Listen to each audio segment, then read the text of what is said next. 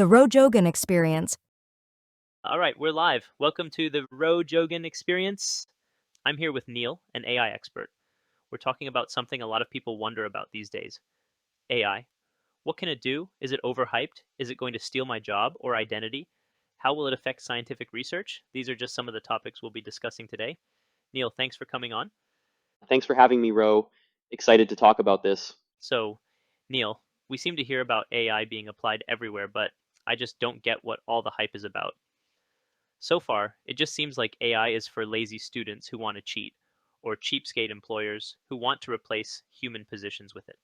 Is AI's only purpose to replace human thought and labor? I'll admit there are many ethically questionable applications of AI. Hell, this whole podcast was created without the humans behind it doing any of the audio recordings and without needing to verify ownership of the voices being used. Wait, are you telling me none of this is real? Anyway, AI actually has many beneficial applications, especially in STEM fields. I remember reading a paper about how a team at Google has been using deep learning in a tokamak fusion reactor to facilitate fusion plasma containment. Hold on a minute. I thought we were talking about AI. What's this deep learning you're talking about? Oh, okay. I think we should actually start from there. I think it would be good to give a bit of background and basic information about what AI is to clear up any misconceptions and to bring everyone in the audience up to speed about the basics of AI. Yeah, it seems like that might be helpful for me too. Okay then, Neil, I'll let you take it away. Thanks, Ro. With buzzwords like AI, machine learning, which I'll refer to as ML, and deep learning being extremely common, it is important to understand the distinction between the three to have more productive discussions. The relationship between AI, ML, and deep learning can be visualized as a Venn diagram. AI is the outermost circle, ML is fully contained inside of it, and deep learning is fully contained inside of ML. AI is any system that has been programmed to mimic human thoughts or decisions. For example, if I see a stop sign, press the brake. Machine learning involves machines actually learning by analyzing data. To continue the example, we give the machine lots of photos of stop signs and lots of photos of yield signs, and over time, it learns which is which. Deep learning is a subset of machine learning that makes use of neural networks. These neural networks can have many different structures, but they crudely try to mimic the network of neurons inside the human brain. The 2010s saw a burst of progress from deep learning, which led to its use in the natural language processing and computer vision tasks that we see from ChatGPT today. So what you're saying is that ChatGPT was made using deep learning, which is a type of machine learning, which is a type of AI. Exactly, Ro. So from this point on, when we mention AI, we are generally referring to machine learning or deep learning applications. Systems or algorithms without either of these aren't the ones that everyone has in mind when AI comes up. Okay, now back to the fusion reactor. Right. So it's like an AI-controlled fusion reactor. But wait, doesn't that seem dangerous, letting an unknown algorithm control such a sensitive system? That's what most people think. However, nuclear fusion is actually much safer than fission. The reaction isn't self-sustaining, so if anything goes wrong, the reaction just stops. And it's not like the facility is devoid of life and entirely controlled by AI. The AI merely manages the magnets used to confine and compress the plasma in the reactor. If anything were truly going wrong, humans could intervene at any point. I see. That doesn't really sound that bad. But surely this AI is still replacing someone's job, right? Not necessarily. A reactor like this would already be controlled using computers and algorithms. Using AI here allows for more complex manipulation of the reactor's magnets. Systems like this are very sensitive, and properly controlling them isn't a task suited for a human. So, if anything, it's creating jobs in this new sector of nuclear fusion. That's right, Ro. You know you're smarter than you look. What's that supposed to mean? In fact, the authors of the paper themselves believe that the application of AI in the field of nuclear fusion will be groundbreaking. Using this trained model, the team of researchers was able to create a new plasma configuration, which they refer to as droplets. Jamie, could you bring that up for us? Hey, that's my line. Oh, wow. You see, typically in this type of reactor, the plasma is contained as one whole stream. But in the case of the droplets, the AI-controlled containment is able to sustain two separate streams of plasma. Yeah, I see them. How about that? It doesn't end there. These researchers believe this is just the beginning of what's possible. Given the uncertainty in operating conditions of a fusion reactor, it really does make sense to use AI to operate them. Exactly, Ro. In the ideal scenario, a properly trained AI should be able to correctly respond to any input, something impossible for a human to do and not feasible to be manually coded. One of the most exciting fields of study involves this intersection of AI and physics. Physicists use AI to solve problems that cannot be tackled by humans on their own. But before moving on with other benefits, I did just say that this is the ideal scenario.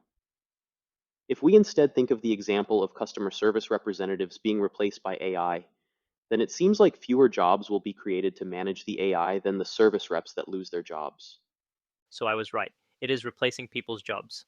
Yes, Ro, in general, you were right. It might be good to think about a situation similar to the Industrial Revolution. Many new types of jobs were created, but many other jobs also became obsolete. However, before that revolution actually happened, we couldn't predict what kinds or how many jobs would be replaced or created. We might be in a similar type of situation now. What might concern you is that there are multiple AI labs that have said one of their top goals is to create a general artificial intelligence that can perform as well as, or better than humans, on a wide variety of economically valuable tasks. Which means that lots of people are going to lose their jobs. At this time, we just really can't say.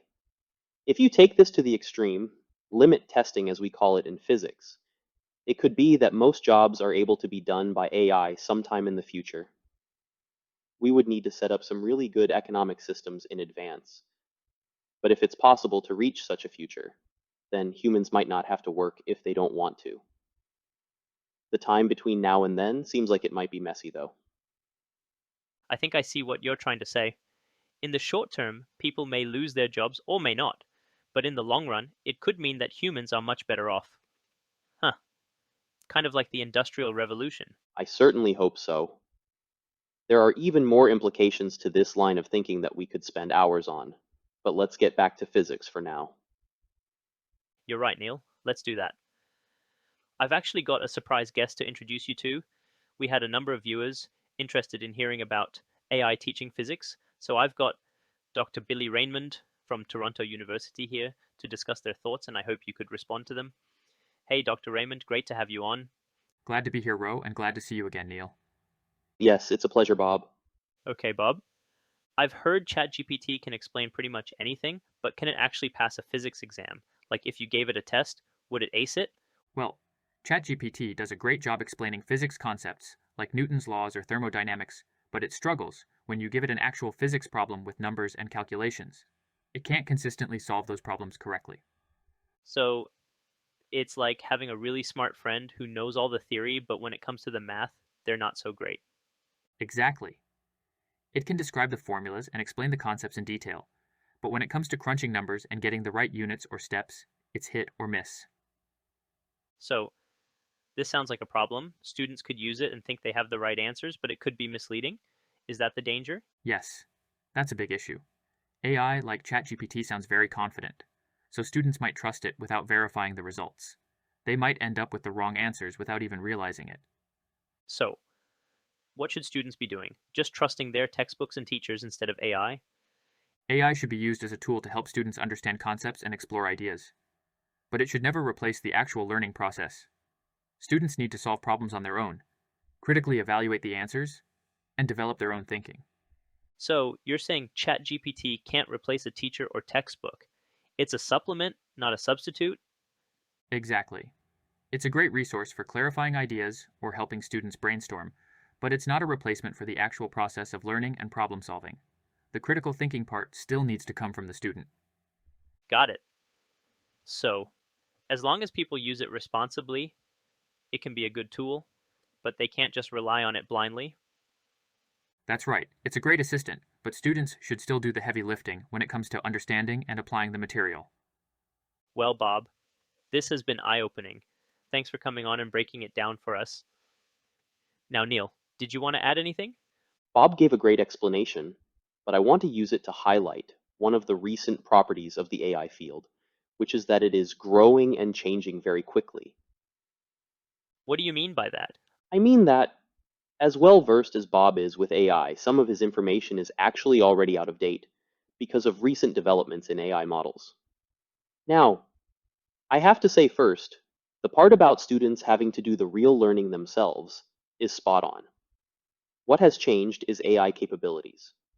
Back in September, OpenAI released a new model called O1, which has much better reasoning skills. It talks itself through each step of the problem, accessing tools like calculators when needed, and corrects itself as it goes. This allowed it to do better than PhD scholars on the GPQA, a set of tough graduate-level questions across a range of STEM fields, including chemistry, physics, and biology. O1 scored 78% on its first try, while the scholars scored just below 70%. It did particularly well in physics, scoring 93%. So now it can do the theory and the math. I think that just makes the problems I talked about worse, though. Yeah. It seems that students could blindly rely on it and get by. You're on the right track, Joe, but we have to go a step further. The overconfidence hasn't been addressed, and these results suggest that it can do some amount of critical thinking, which makes it easier for students to blindly rely on it. Precisely. This means it could be used as an even more effective supplement for teaching or learning, but as Bob said, students could take the easy route and rely on it to solve their problems now, but fail to really learn the material. It's also important to remember that this kind of progress is not just in STEM fields.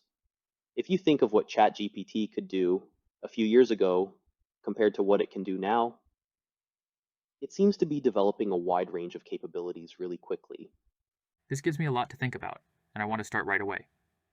Thanks for having me on Row. Let's talk again soon, Neil. Thanks for coming on, Dr. Raymond. Yes. Let's talk soon, Bob. So AI is obviously getting better, graduate level you said, but is there a general intelligence AI for physics that is as good at problem solving as an actual professor? Not quite. And even the questions that O1 solved don't prove it can solve a wider range of graduate level questions. It was still a multiple choice exam after all. However, we have already taken the first steps toward professor level problem solving. A research group has successfully developed an AI model that was able to discover the correct equations from 100 equations selected from the Feynman lectures on physics, as well as 90% of the more complex equations.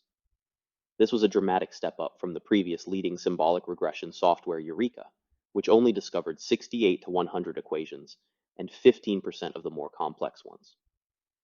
Each of those equations was used to generate a data set, and only the data set was presented to the AI model. Its job was to reverse engineer the original equation from the data set. This has very promising applications in experimental physics. Imagine being able to feed a list of measurements to a model and having it spit out the equation that governs the physical mechanisms behind it. Wow, so how did they do it? At first glance, this would seem impossible. There's an infinite number of ways variables can come together to produce an equation, and a computer would not be able to brute force its way to a solution. A computer scientist would classify this kind of problem as NP-hard. That is, there is no known algorithm that can solve NP-hard problems efficiently, and they can grow very rapidly in complexity very quickly. Luckily, real life tends to follow symmetries and other properties that simplify the problem. The team was able to leverage these properties in order to cut down on the computation needed. One prior method was something called genetic algorithms, which search for a solution the same way evolution did, by having many slightly different initial guesses and allowing the best one to seed the next generation of guesses. This was used in a neural network to find symmetries and separability, reducing a hard problem into an easier one and eventually obtaining the equation. That does sound very impressive. What about the other way around? Has physics solved any problems with AI? Yes. One big issue holding back AI development is the sheer amount of computation power required. You're basically simulating a brain in some models, and that requires a lot of calculations. Modern supercomputers are pretty powerful, but even they have a limit, and we're beginning to see Moore's law taper off, which means no more exponential growth in how many transistors we can fit on a computer chip. We need to look for new methods of improving computers. One exciting field is analog computers, which use physical processes to compute, instead of the electronic signals most computers nowadays use. These have several advantages, chief among them that they're not tied to a cycle speed like digital computers. A research team has found similarities between wave physics dynamics, the kind that describes sound and light, and recurrent neural networks. They were able to design an analog processor that used these waves to run an RNN and have it identify and classify vowels from sound waves passed through it. This holds great potential for unlocking a new frontier in AI capabilities. That's crazy. Sounds like sentient AIs are just around the corner. Or maybe not. Sentient AI is a whole other can of worms that we don't want to open right now. It is a very important but very hard problem to address. Sentient AI implies that AI systems could think or feel in a way that humans think is important, and that means if we continue treating them like tools and they become sentient, we could have a moral catastrophe on our hands. We don't have any good proof that sentient AI won't be created, nor that they won't be created soon. But like I said, that's a big other topic that I recommend listeners look into more if they think they'd be interested.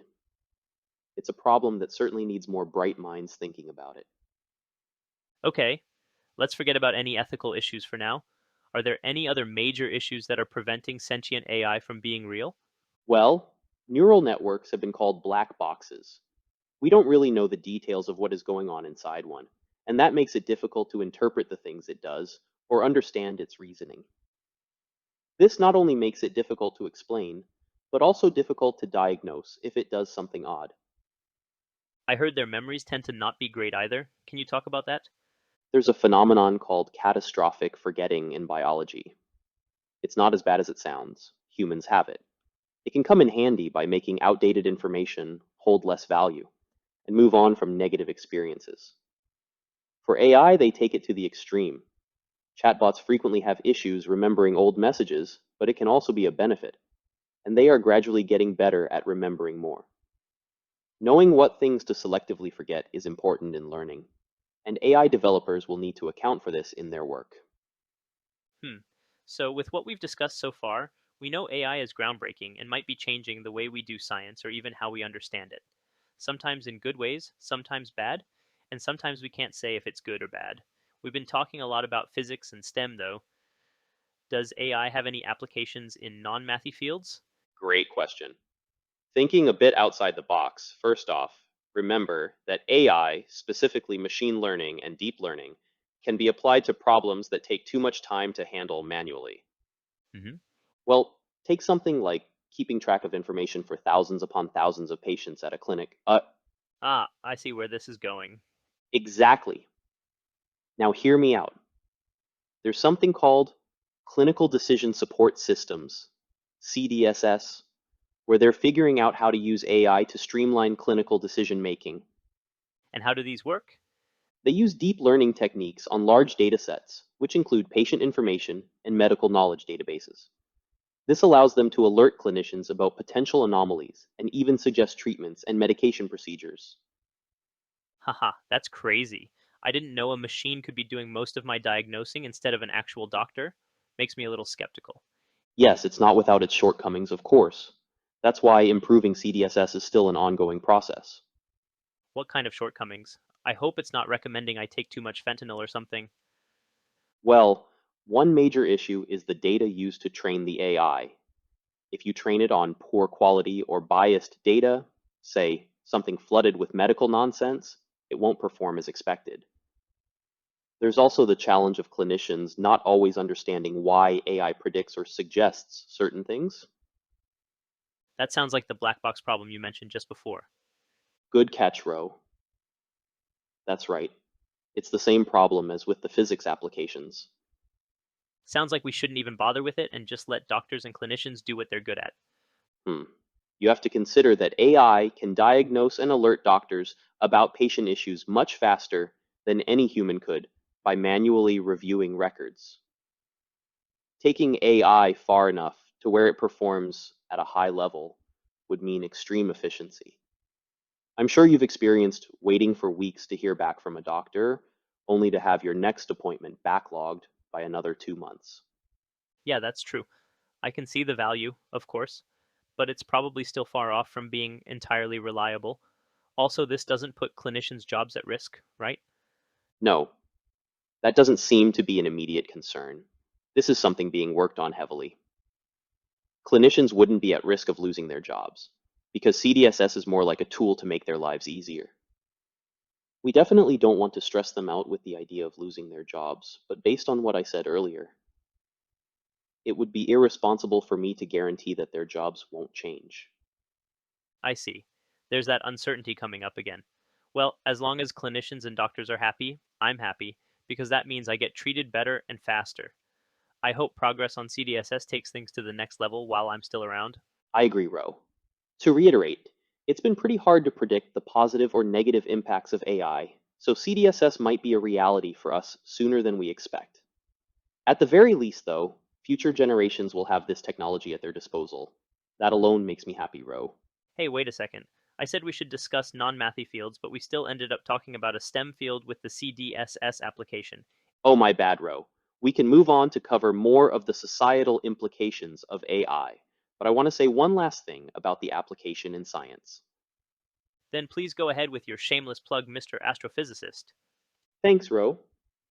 As AI becomes even more powerful, it will likely be imperative for researchers to use AI, incorporating it into their work, so that they can become more efficient and effective.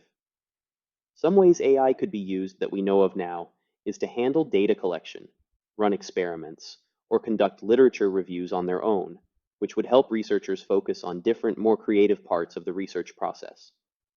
AI has the potential to play a crucial role in advancing scientific discovery in the future. Now, as we agreed, Of course, Ro, not only has AI played a transformative role in the sciences, but has also impacted our daily functioning and has the strong potential to transform fields like finance, customer service, and knowledge work in general. exactly what I and the listeners were thinking, Neil.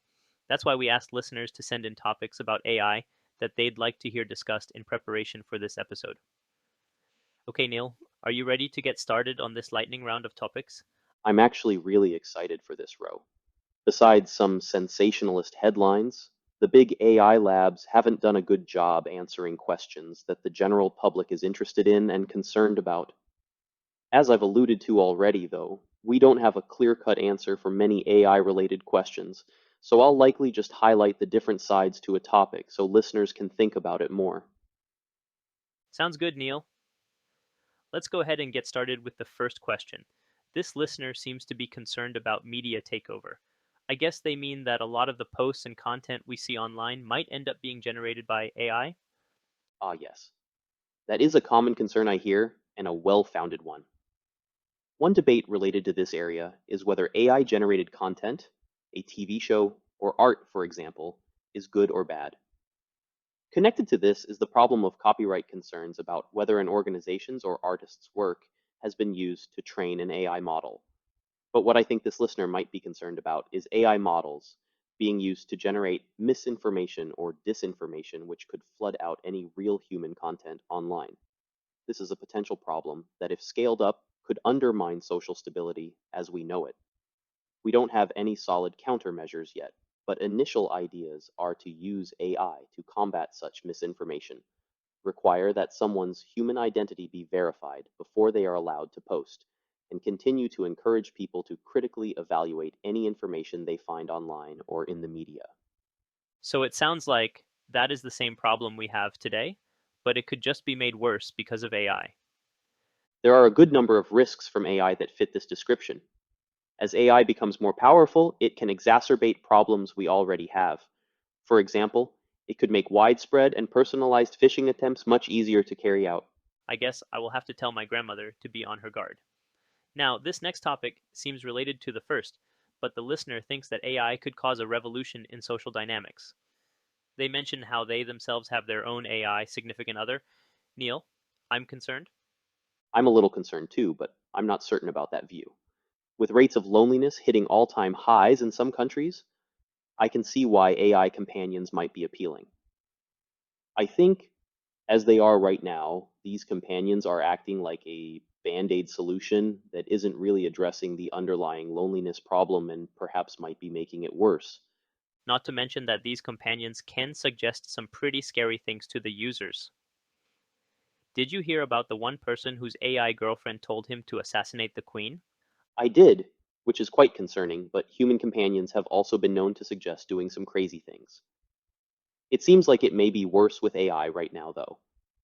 I'm quite curious if or when AI could reach the level where they could be beneficial companions.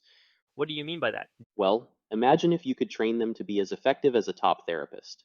If that's the case, we might be able to give many more people mental health support than we can right now. Another double-edged sword, it seems. Okay, next. This listener thinks it would be good to apply AI to science communication. They say ChatGPT has done a better job explaining biology than their tutor. We've already talked about the potential and limitations related to this earlier, so I don't want to spend too much time on this. I do agree that I think AI could be used, if done responsibly, to take academic science publications and distill them in a way that would be more accessible to the general public. I can think of a few ways this loops back to misinformation, though. Exactly my concern, Ro. Okay, moving on. The next listener voiced concern about the environmental impacts of AI. So, are they destroying the environment? You know what I'm going to say, Ro? It depends. Exactly. Training models, or what is called pre-training, can take a lot of energy to do, and happens over the course of months. If the energy used is from non-renewable sources, we've got a problem on our hands. After the training, though, it does require much less energy to actually interact with a large language model like ChatGPT. There are reports that as the demand for AI data centers grows, and boy has it been growing, the demand for energy is going to grow along with it. In some places, this seems to actually be a good thing, though, as big tech companies are looking for ways to meet these energy needs by using more effective and cleaner forms of energy. OpenAI, Microsoft, Amazon, and Google have all been leaning toward using nuclear power over more harmful fossil fuel use. AI is actually spurring the development of next-generation small modular nuclear reactors. That seems to be good, but we can't say the same thing about all AI companies, though. We can't, which is why it's hard to say what AI's long-term impact on the environment will be. At the very least, for the time being, it is using more non-renewable energy than might have been used otherwise, so it's not having a positive impact, but its negative impact isn't extraordinary by any means. There are very few companies doing the really energy-intensive training runs I just mentioned. I see. The last listener topic is going to be an interesting one. They ask, what is the future of AI? Is AI going to be categorically different from what we have today? The answers are, we don't know, and probably. Surveys of over 2,700 AI experts yield very different results, with some saying that artificial general intelligence, AI that can do most activities as good or better than the most effective humans, could be here within the decade, while others think it's a century away or even impossible.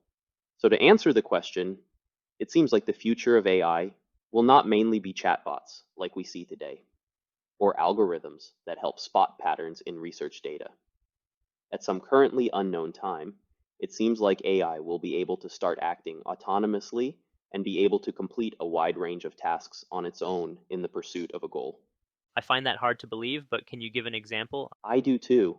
But just because I find something hard to believe doesn't mean it can't become reality. Where today you might chat with a chatbot or with an AI companion like the listener earlier, you could instead ask a future AI to start a dropshipping business for me, and it could carry out all the tasks and overcome obstacles required to do just that. That sounds like I could use it to make my job a lot easier. Wait, businesses could also use that to replace the jobs of current employees. See how it all loops back around? It could cause much larger problems than that, though. If or when we get this categorically different AI, we need to take into consideration the control and safety issues that could come with highly capable and autonomous AI systems. Unfortunately, these are the same capabilities that will make AI the most beneficial for humanity. This seems like an important topic, but can't we just address these issues down the line when, or if, AI starts becoming more capable? A fairly common opinion is that AI will achieve such capabilities, but once again, the uncertainty on how far down the line they will become capable is unknown. So, adhering to something known as the precautionary principle, at least a bit more than we have until now, would be prudent in proactively dealing with these problems. Fair enough. Maybe we can touch on this before finishing today's episode, but for now, that brings us to the end of the lightning round, so let's move on. We've already talked about applications of AI and its limitations, both in science and to society more broadly, along with the potential risks you just mentioned. So what else do we really have left to cover? You'd be surprised how much we still haven't considered. We've scratched the surface of more of the current capabilities, benefits, and risks of AI, and we haven't even touched on topics like data privacy and AI biases. But what I want to focus on are two other AI topics that many people and the industry as a whole have greatly neglected. Seems like I just keep hearing about problems. Okay, I'm interested. What are we still missing? Sorry about that, Ro. I hate to be such a downer, but I think they are quite important. The two topics I have in mind are diversity in AI research and catastrophic risks, which come as an extension of the capable and autonomous AI I just mentioned. I'll start off with the former. So let me ask you, who is it that is developing the most powerful AI models we see today, like the O1 model I mentioned earlier? Well, that's the tech companies like OpenAI, Google, Anthropic, and Meta. Exactly, and who else? I'm sure academia is doing so as well. Well, in a way they are, yes, but the resources they have to invest can't compare to those large tech companies, where a training run for a single model has gotten as high as $200 million. So nearly all the important players doing work on the best models are those big tech companies which are concentrated mostly in the US, with some in Europe. China is another big player. I think I see another missing piece of the puzzle here. Very perceptive row. That's right. The global south has been almost entirely excluded from any kind of AI research so far.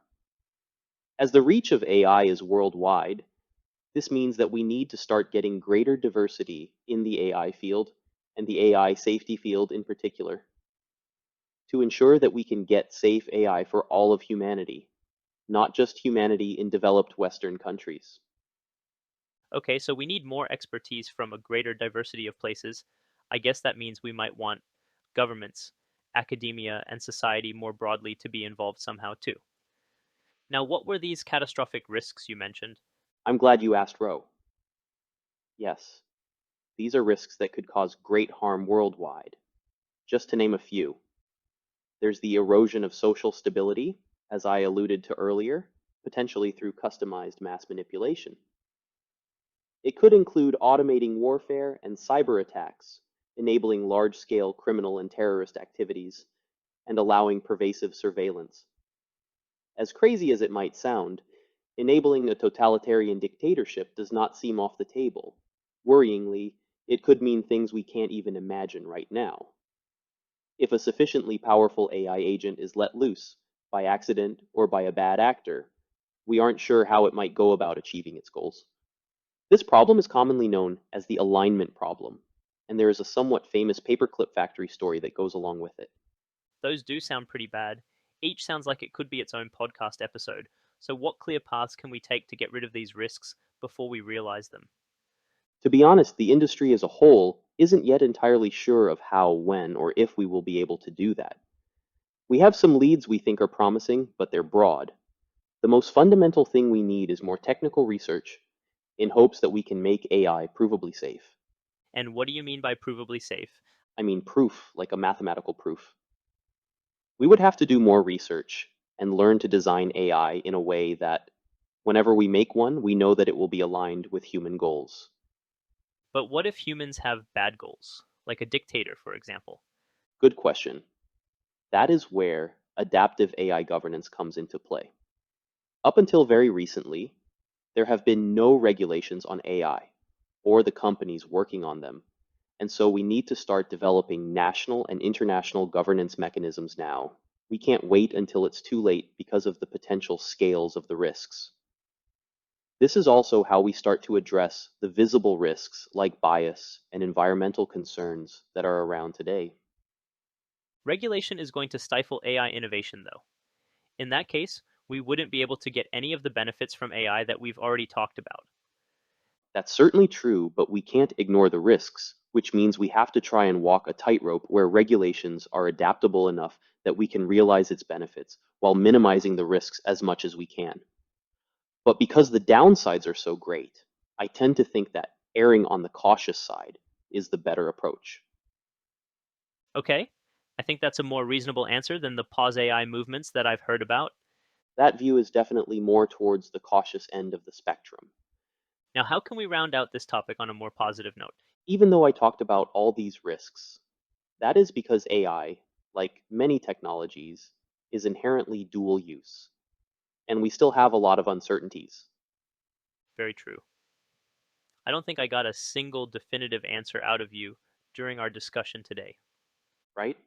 I really wish I had some. Many researchers see AI as a supremely promising technology that could help accelerate progress in a huge range of fields. We just need more people to see that safety research and diversity are important prerequisites to get to realize the great benefits of AI. As I believe this is the case, I'd really encourage any interested listeners to start getting involved. We need more people working on making sure we can get AI that is beneficial to all of humanity. That's where we'll leave it off for today, listeners. Thanks for coming on the podcast, Neil. It's been a pleasure, Ro.